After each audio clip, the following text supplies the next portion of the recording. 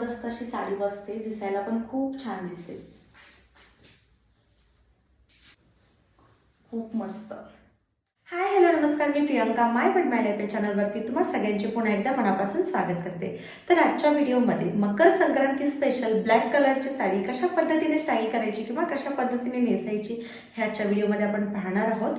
So video कुठेही skip न करता व्हिडिओ शेवटपर्यंत पहा। तर इथे आपण साडीशी मॅचिंग होणारा असा हा पेटीकोट घातलेला आहे। त्याची जी नॉट आहे ती आपण उजव्या बाजूला बांधलेली आहे आणि इथला जो एक्स्ट्रा फॅब्रिक असतो तो अशा पद्धतीने, जसं मी प्रत्येक व्हिडिओमध्ये सांगते की तो असा सरकवून इथं कमरेवरती घेऊन जायचा, जेणेकरून आपला जो पोटाचा पार्ट आहे तो एकदम प्लेन दिसायला लागतो आणि पोटाचा पार्ट असा वरती आल्यासारखा दिसत नाही। ओके, आता ही साडी आहे तर अगोदर सगळ्यात पहिला आपण खोचणीचा पार्ट खोचून घेऊया। तर ही अशी काहीशी पूर्ण साडी आहे, म्हणजे हा आहे पदराचा पार्ट। जर तुम्हाला कोणाला घ्यायची असेल तर दाखवते।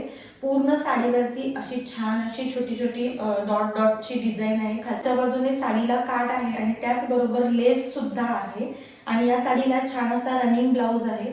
ब्लाउज पीस बघू शकाल, मी काढलेला नाहीये कारण की माझ्याकडे याच्यावरचा कॉन्ट्रास्ट मध्ये ब्लाउज आहे, त्यामुळे मी सध्या काढलेला नाहीये। पण हा बघा, असा हा रनिंग ब्लाउज आहे। खूप सुंदर अशी साडी आहे। जर तुम्हाला घ्यायची असेल ना तर तुम्ही घेऊ शकता। मी याची जी लिंक आहे ती तुम्हाला देईन किंवा याचा जो कोड आहे तो तुम्हाला देईन। तर चला, हा जो खोचणीचा पार्ट आहे तो पहिल्यांदा खोचून घेऊया। तर त्यासाठी बघा, मी खोचायला इथून सुरुवात करते। जसं की तुम्हाला सांगते, वरचा हा जो फॅब्रिक आहे एक्स्ट्रा तो असं थोडासा फोल्ड करायचा आणि त्यानंतर टकिंग करायचं, म्हणजे आपल्याला टकिंग करायला सोपं जातं आणि व्यवस्थित टकिंग होते। इथून सुरुवात केली मी टकिंग करायला। आता कमरेभोवती एक राऊंड कंप्लीट करायचा आणि खालचा जो काठ आहे तो थोडासा फ्लोअरला टच झाला पाहिजे, हलकासा, अशा पद्धतीने ठेवायचा।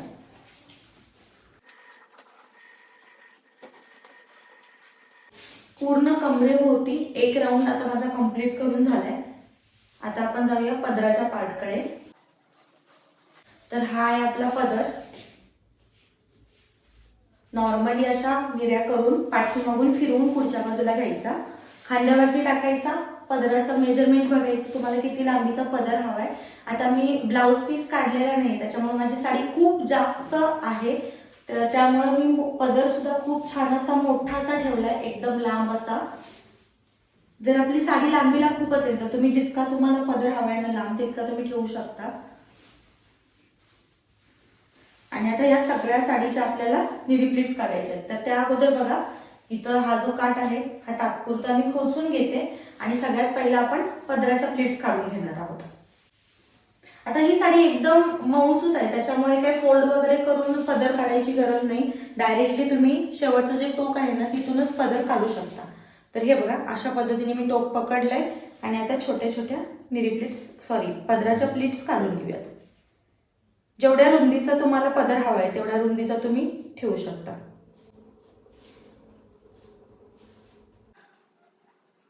असा हा पदर झालाय आपला।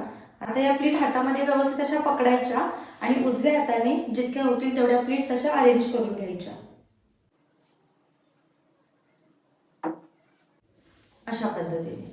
आता हा हात असाच ठेवायचा आणि फक्त ही जी चिमट आहे ना अशी पकडायची आणि हे जे आपण फॅब्रिक, या ज्या प्लीट्स आपण अरेंज करून घेतलेल्या आहेत त्या अशा इथं पकडायच्या, पुन्हा थोडीशी साडी वरती करायची आणि राहिलेलं प्लीट्स ज्या आहेत त्या पुन्हा अरेंज करून घ्यायच्या।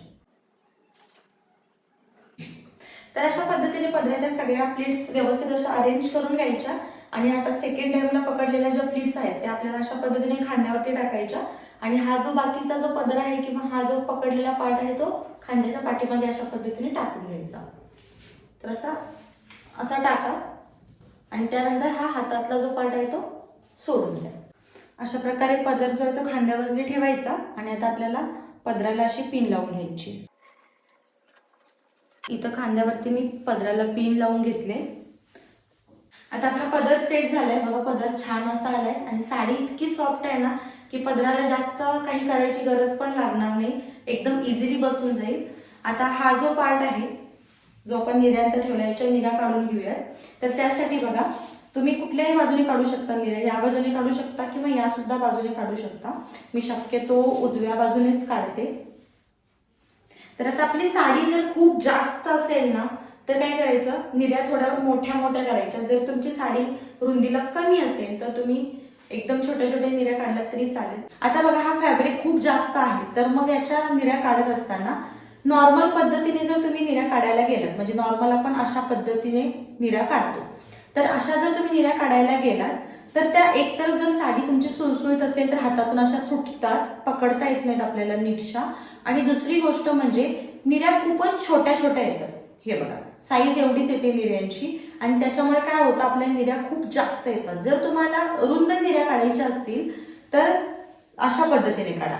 हे बघा अशी चिमट पकडायची, ही जी 3 बोटं आहेत ना ही आपल्याला अशा पद्धतीने आतमध्ये टाकायची.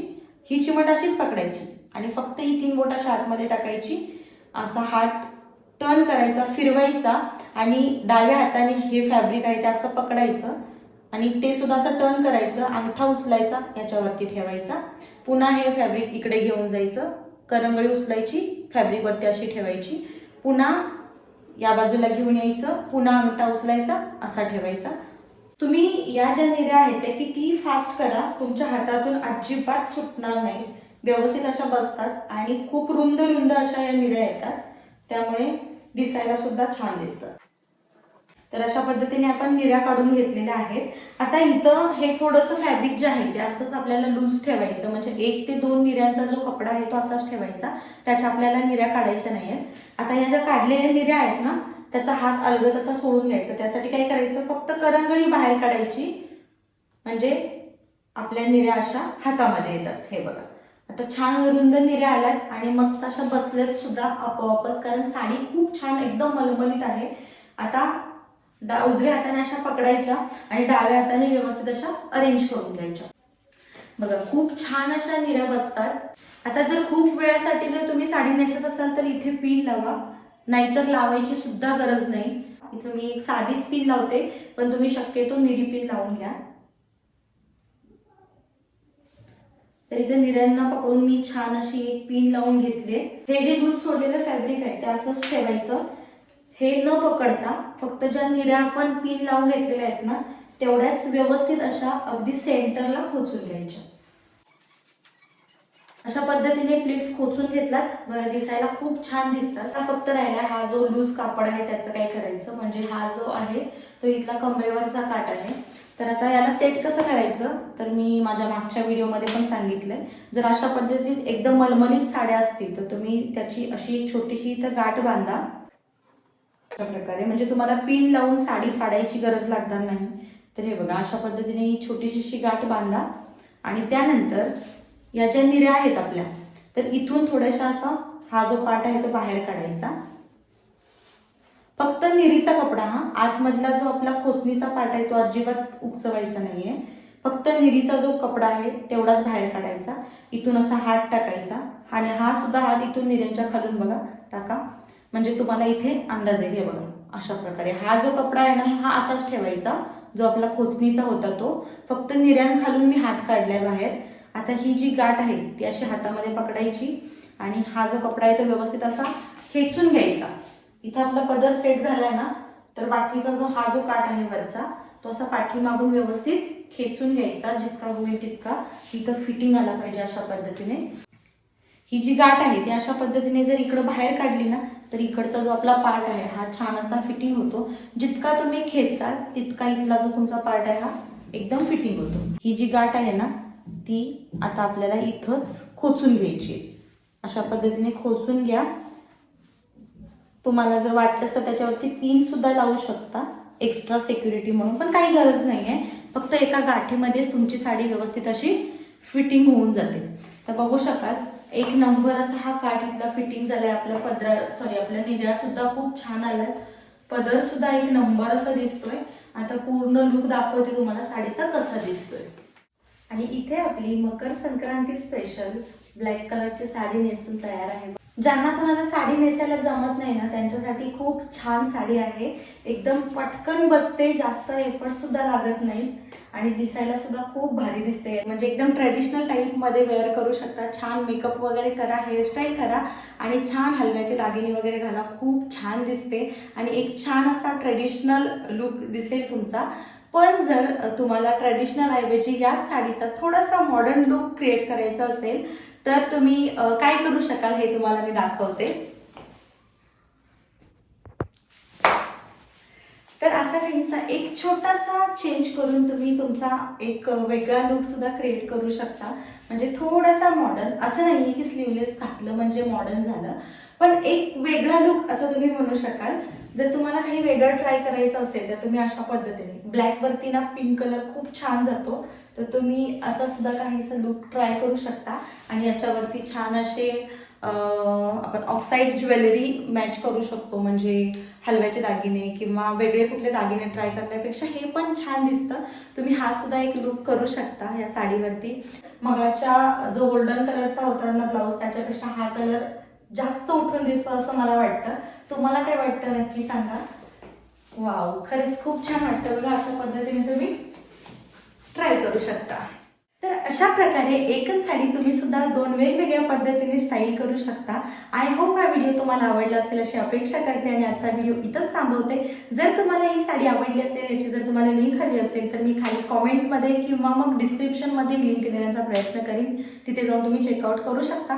फक्त 500 रुपयाची साडी आहे. खरंच मला तर खूप आवडली. खूप अशी मलमलीत साडी आहे आणि जर तुम्हाला आवडली असेल तर तुम्ही सुद्धा घेऊ शकता. आणि अशा प्रकारे मकर संक्रांतीला तुम्ही सुद्धा दोन वेगवेगळे लुक ट्राय करू शकता. तर यातला तुम्हाला कोणता लुक आवडला हे प्लीज कमेंटमध्ये सांगा. आणि व्हिडिओला लाईक, शेअर आणि अर्थात चॅनल अजून सबस्क्राईब केलं नसेल तर सबस्क्राईब सुद्धा करून घ्या. चला तर मग आजचा व्हिडिओ इथंच थांबवते. पुन्हा भेटूया अशाच एका नवीन आणि गोडशा व्हिडिओमध्ये. तोपर्यंत बाय बाय.